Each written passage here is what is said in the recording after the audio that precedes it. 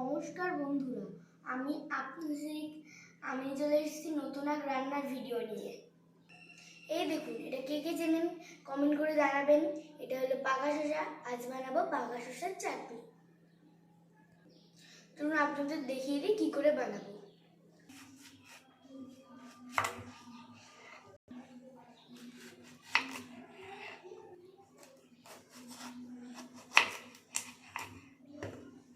দেখুন বন্ধুরা, আমার কাটা হয়ে গেছে, আমি কেটে নিয়েছি। এখানে আমি কড়াটা বসিয়ে দিয়েছি, কড়াটা গরম হয়ে গেছে। এবার আমি এতে দেবো সাদা তেল।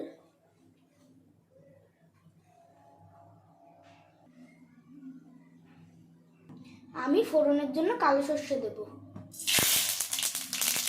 এরপর আমি এক একটা করে শসা দিয়ে দেব।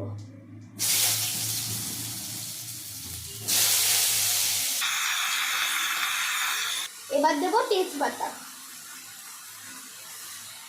স্বাদ মতো নুন দিয়ে দেব, পরিমাণ মতো হলুদ গুঁড়ো। এবার একটু নেড়ে দেব।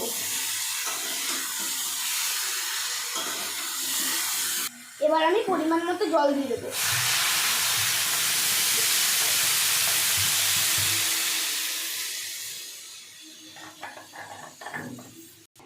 এখন দেব নারকেল কোড়া।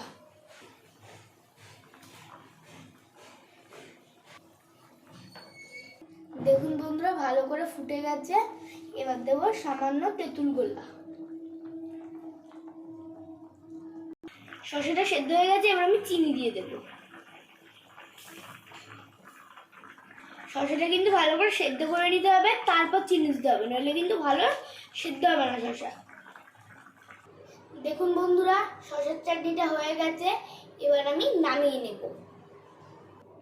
দেখুন বন্ধুরা, কি সুন্দর কালার এসেছে আর কি সুন্দর গন্ধ, দেখেই তো আমার খেতে ইচ্ছা করছে। এবার চলুন তাহলে খেয়ে দেখা যাক।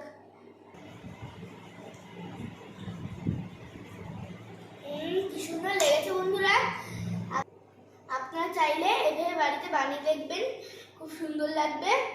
আর ভিডিওটা যদি ভালো লাগে একটা লাইক, একটা কমেন্ট আর একটা শেয়ার করে দেবেন। আর এখানে ভিডিওটা শেষ করছি। Bye bye. আপনারা সুস্থ থাকুন, ভালো থাকবেন।